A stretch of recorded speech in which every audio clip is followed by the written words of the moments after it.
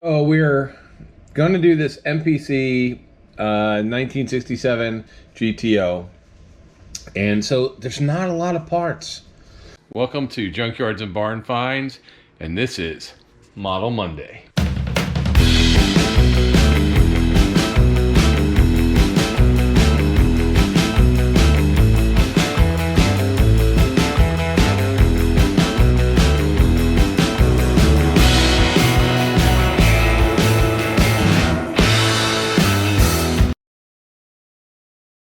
So let's take a look at some of the stuff that came with this MPC kit. We've got interior bucket with a back seat.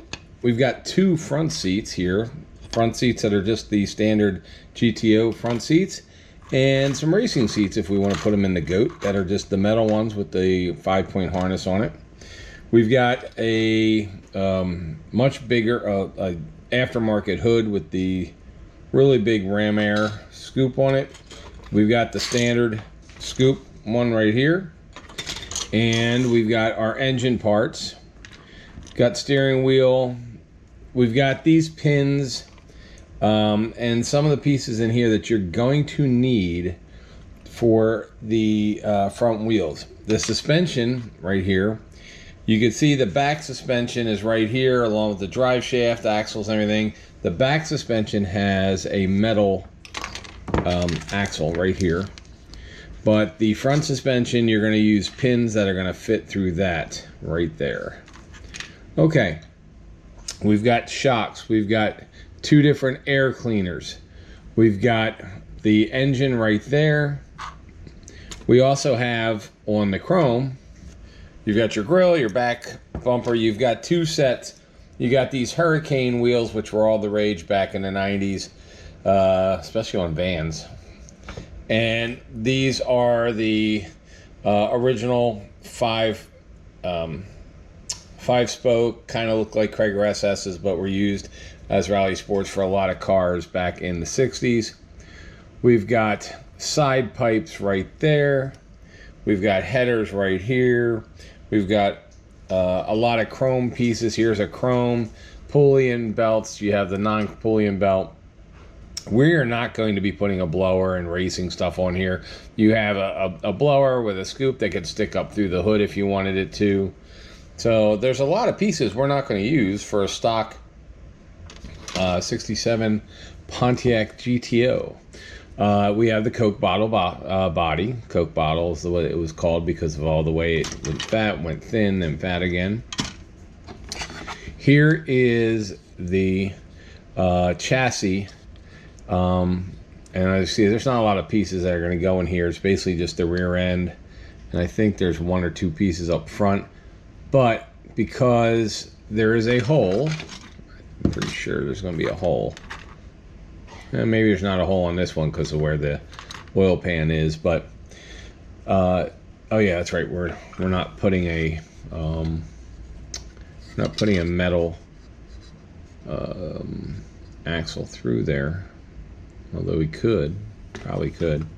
Anyway, so there's not a lot of pieces here. The decal sheet as well is this, and it's got basically two license plates, black line, which you can see on the one that's on the box trailer right there. You got the black pinstripe, and then you have this more 1980s three-color stripe that we're not using as well because we are going to be painting this one gloss cranberry, which I told you was the color my friend's car was. It was almost just like this.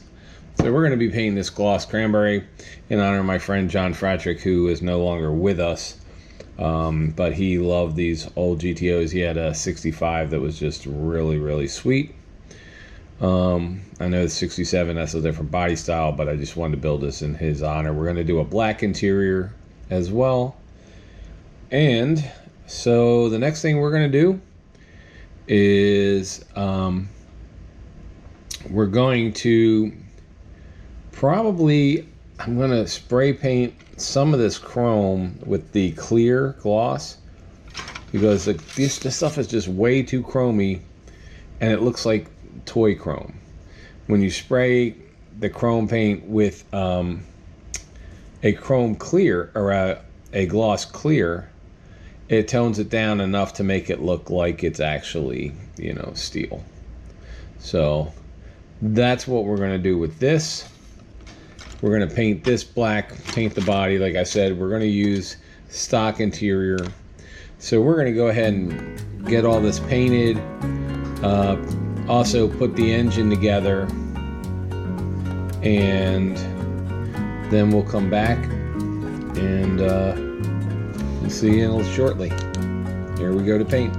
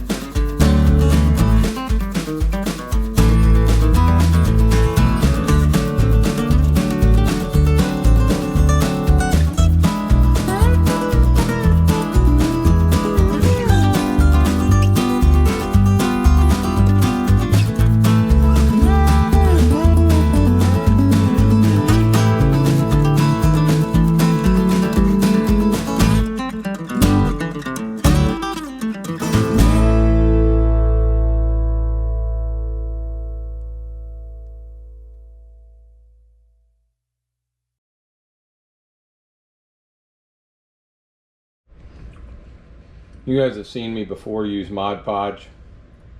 So we've got the interior done. Dashboard's painted. Center console's painted. If you notice, we use the craft paint for the rugs and for the back over here. And then the black on the inside so it looks like leather. Wood grain steering wheel. Pontiac has wood grain steering wheels. And the wood grain on the dashboard. So that's particular to a 67 GTO. And we've got the Hurst shifter right there.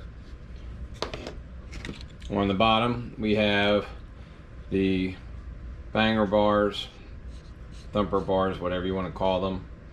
And we have the rear axle on here. We have the exhaust system. For some reason, the exhaust system that was in the box was broken and this piece was missing right here. I'm not going to worry about fixing it for right now. We're not doing this for a contest or anything or a show, and we're just using what's in the box. So I could get a piece of sprue and make it and match it up and do everything, but we're just going to leave it like that. Painted that black, painted the top the red. We've gone ahead and painted the door sills with tester's paint, and then used our paint pen to do details like the GTO, the door handles, frames, windshield wipers. And the engine right now is gold and it's drying.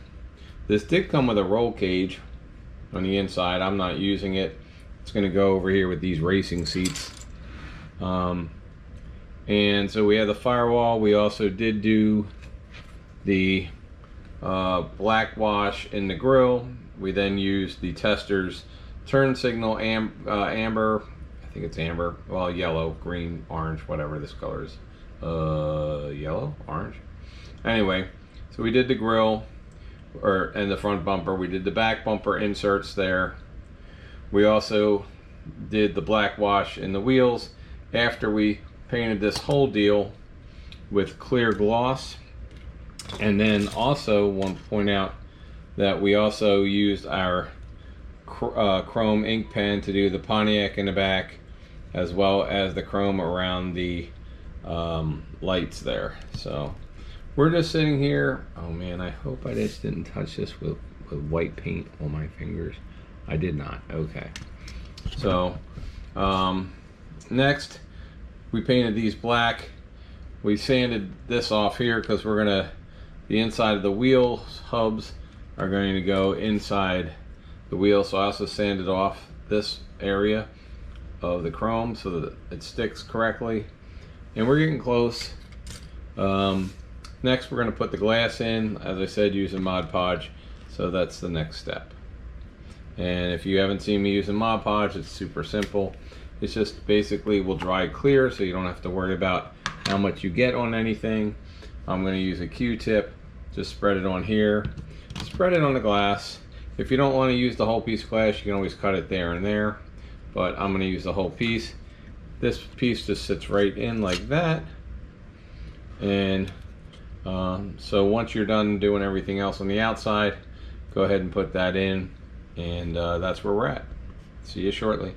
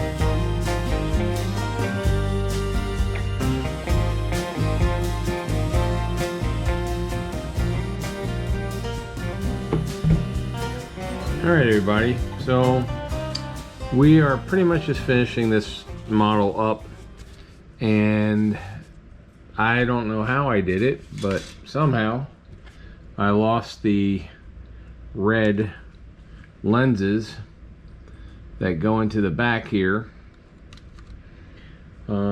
Probably could order from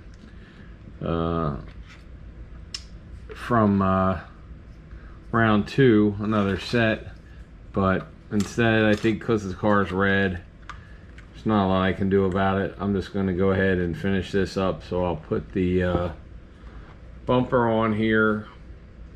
We have the car on the chassis. I just have to put the motor in, and we'll put the hood on, and we'll put the front grille on. And so I just have to put the exhaust manifolds on each side. So I can stick this in, it already fits. The interior is in there. You can already see, if I turn this light on, you'll see the interior in there. Really good. See the wooden steering wheel and everything. And then, you know, like I said, this car had another, I'm pretty sure I saw the red.